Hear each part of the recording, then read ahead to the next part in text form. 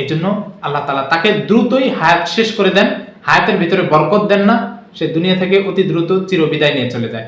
এই তিনটি শাস্তি আল্লাহ তাআলা তাকে দুনিয়াতেই দিয়ে থাকেন, আর আখিরাতের শাস্তি তো বলেছি, এমন ভয়াবহ শাস্তি আল্লাহ তাআলা তাদেরকে দিয়ে থাকেন। আসসালামু আলাইকুম রহমতুল্লাহি ওয়াবারাকাতুহু। প্রিয় দিনী ভাই এবং বোনেরা, আজকে এমন একটা কথা বলবো যে কথাটা আমাদের সকলের জানা দরকার। কারণ এই নিয়ে আমরা অনেকেই দ্বিধাদ্বন্দ্বে পড়ে যাই, আমরা অনেকেই সন্দিহান হয়ে যাই, এবং স্বামী স্ত্রীর ভিতরে আমরা অনেকেই ঝগড়া করে থাকি। হয়তো বিনা কারণে ঝগড়া করি, অথবা কারণ থাকলেও ঝগড়া করি। তো আজকে এমন কিছু কারণের কথা বলবো, তার মধ্যে অন্যতম হচ্ছে যে তিনটি লক্ষণ দেখলে স্বামী স্ত্রীর ভিতরে অথবা স্ত্রী স্বামীর ভিতরে যদি তিনটি লক্ষণ দেখেন, তাহলে আপনি বুঝে নেবেন যে নিঃসন্দেহে আপনার স্বামী বা আপনার স্ত্রী পরকীয়ায় লিপ্ত রয়েছে। এই তিনটি লক্ষণ যদি দেখা যায়, তাহলে ওই ব্যক্তি দুনিয়াতেও ধ্বংস, আখিরাতেও ধ্বংস। কারণ পরকীয়া বা এটা জিনা, এই জিনা এমন একটি মারাত্মক গুনাহ যা প্রিয় নবী সাল্লাল্লাহু আলাইহি সাল্লাম বর্ণনা করেছেন, কঠিনভাবে বর্ণনা করেছেন। আল্লাহ রাসূল সাল্লাল্লাহু আলাইহি সাল্লাম যখন মিরাজে গিয়েছিলেন, আল্লাহ তাআলা তাকে জান্নাত এবং জাহান্নাম দেখিয়েছেন, এবং জিনাকারীদেরকে কিভাবে শাস্তি দেওয়া হয় আল্লাহ তাআলা সেটাও দেখিয়েছেন। যেমনিভাবে আপনারা দেখে থাকেন শহর অঞ্চলে তুন্দুল রুটি বানায় যে সমস্ত হোটেলে, একটা মাটির মটকা থাকে, নিচ দিয়ে আগুন ধরানো হয়, নিচ দিয়ে আগুন ধরানো হয়, উপর দিয়ে সেটা ধোঁয়া বের হয়।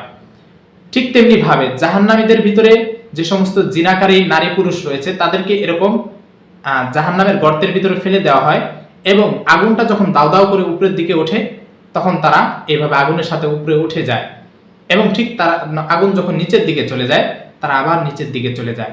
শুধু তাই নয়, তাদেরকে এমনভাবে শাস্তি দেওয়া হচ্ছে যে গরম লোহাকে গরম করে একেবারে লাল করে যে সমস্ত জিনাকারী, তাদের লজ্জা স্থানের সাথে সেই লোহা ঝুলিয়ে তাদেরকে ঝুলিয়ে রাখা হয়, এমন কঠিন শাস্তি দেওয়া হয়।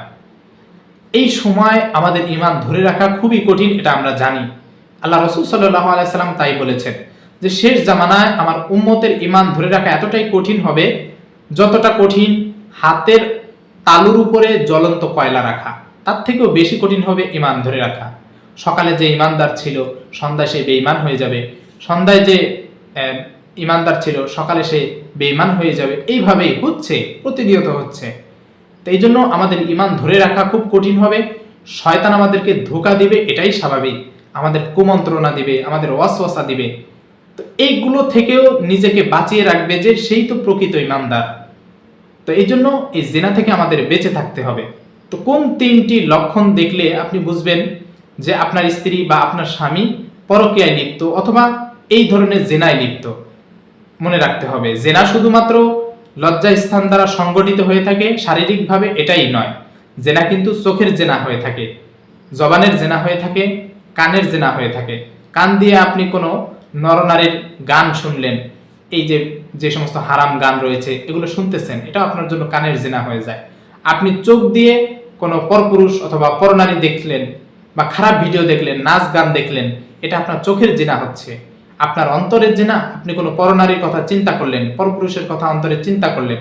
আপনার ঘরে স্বামী আছে, আপনি অন্তরে অন্য পুরুষের কথা চিন্তা করলেন, অথবা আপনি স্ত্রী, আপনি স্বামী, আপনি অন্য কোনো নারীর কথা চিন্তা করলেন। এইভাবে যে আপনার অন্তর দিয়ে বেগানা পুরুষ বা বেগানা নারীর কথা চিন্তা করতেছেন, খারাপ কথা চিন্তা করতেছেন, এটা আপনার জেনা হচ্ছে, অন্তরের জেনা। এগুলোর জন্য আপনাকে শাস্তি পেতে হবে।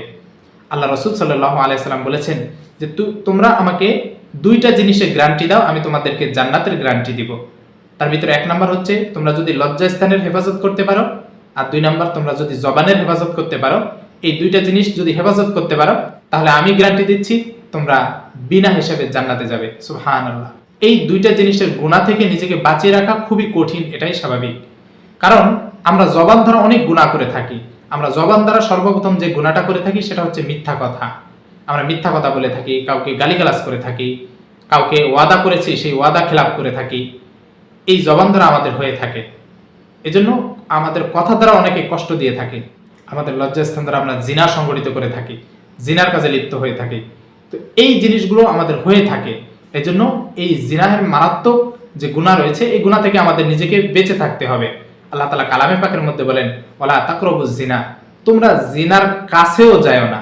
অর্থাৎ জিনা করো না এটা বলে নাই, তোমরা এমন কোনো কাজও করো না যেগুলো তোমাদেরকে জিনার দিকে উদ্বুদ্ধ করে, অর্থাৎ জিনা করার জন্য তোমাদেরকে আগ্রহ প্রকাশ করে, তোমাদেরকে পাগল করে ফেলে যে তোমরা জিনা করো জিনা করো। এর ভিতরে অন্যতম একটা হচ্ছে মোবাইলের মাধ্যমে অনেক খারাপ ভিডিও দেখে মানুষ, খারাপ ভিডিও দেখার কারণে তারা জিনা করার জন্য আগ্রহ হয়ে থাকে বা উঠে পড়ে লেগে যায়। এজন্য এই ধরনের খারাপ ভিডিও থেকে, খারাপ নাচ গান ইত্যাদি এগুলো থেকে বিরত থাকবেন, তাহলে দেখবেন যে জিনা থেকে অনেকটা আপনি বেঁচে থাকবেন।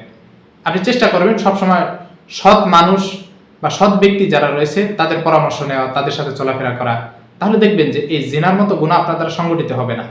তো কোন তিনটি আলামত দেখলে বা চিহ্ন দেখলে স্বামী স্ত্রীর প্রতি বা স্ত্রী স্বামীর প্রতি বুঝবেন যে তারা নিঃসন্দেহে জিনায় লিপ্ত? তার ভিতর 1 নাম্বার হচ্ছে, কোনো ব্যক্তি যদি জিনায় লিপ্ত থাকে, সরাসরি শারীরিকভাবে হোক বা চোখের মাধ্যমে হোক, অন্তরের মাধ্যমে হোক, আল্লাহ তাআলা তাকে দুনিয়াতে 3টা শাস্তি দিয়ে থাকেন।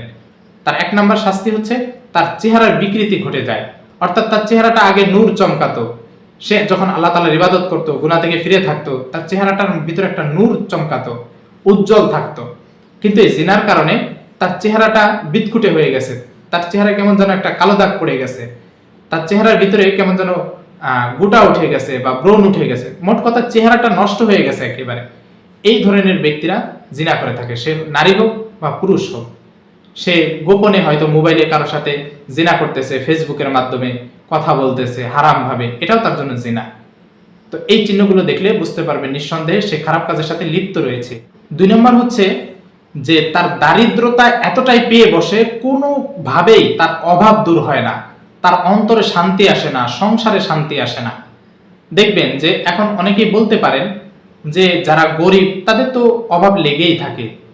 একটা দিনমজুর, একটা রিক্সাওয়ালা, সে সারাদিন কাজকর্ম করে এসে দেখবেন যে রাতের বেলা খুব সুখে শান্তিতে এসে নামাজ পড়ে খাওয়া দাওয়া করে পরিবার পরিজন নিয়ে সুন্দরভাবে ঘুমিয়ে পড়ে, আবার ফজরে আজান হলে উঠে যায়, ফজর নামাজ পড়ে আবার কাজে বের হয়ে যায়।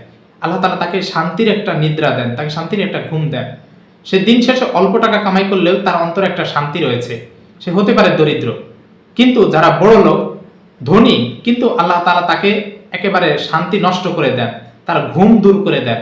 অনেকে ঘুমের ট্যাবলেট খাওয়ার পরেও তার কিন্তু ঘুম আসে না, এমন অনেক বড় লোক রয়েছে যারা এই জিনার সাথে লিপ্ত রয়েছে। মোট কথা শুধুমাত্র দারিদ্রতা বোঝায় না, তার অন্তর থেকেই শান্তি আল্লাহ তাআলা উঠিয়ে নেন। তো এই জন্য এই সমস্ত ব্যক্তি যাদেরকে কোনোভাবে সে অনেক উন্নতি করতে চায়, অনেক উপার্জন করে, কিন্তু অভাব দূর হয় না, এই সমস্ত ব্যক্তিরা বুঝবেন যে নিঃসন্দেহে জিনার মতো এরকম গুনাহের কাজে লিপ্ত রয়েছে। আর 3 নাম্বার শাস্তি হচ্ছে, যারা জিনা করে থাকে তার হায়াত আল্লাহ তাআলা কমিয়ে দেন। যে ব্যক্তি এমন আল্লাহ তাআলা নাফরমানি করে থাকে, তার দুনিয়া থেকে আর বেঁচে থেকে লাভ নাই। আল্লাহ তাআলা চান যে দুনিয়া থেকে তাড়াতাড়ি সে চলে যাক এবং জাহান্নামে শাস্তি ভোগ করতে থাকুক। যে ব্যক্তি দুনিয়াতে থাকা অবস্থায় আল্লাহ তাআলার এত নিয়ামত ভোগ করলো, এত নিয়ামত পাইলো, কিন্তু শুকরিয়া আদায় করলো না, আল্লাহ তাআলা নাফরমানি করলো, সে দুনিয়াতে বেঁচে থেকে আর লাভ কি? সে জাহান্নামে যাওয়ার উপযুক্ত। এই জন্য আল্লাহ তাআলা তাকে দ্রুতই হায়াত শেষ করে দেন, হায়াতের ভিতরে বরকত দেন না, সে দুনিয়া থেকে অতি দ্রুত চিরবিদায় নিয়ে চলে যায়। এই 3টি শাস্তি আল্লাহ তাআলা তাকে দুনিয়াতেই দিয়ে থাকেন, আর আখিরাতের শাস্তি তো বলেছি, এমন ভয়াবহ শাস্তি আল্লাহ তাআলা তাদেরকে দিয়ে থাকেন।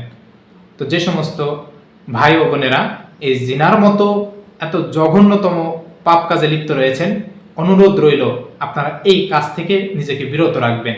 আল্লাহ তাআলা দুনিয়া এবং আখিরাত উভয়টাই শান্তি দান করবেন।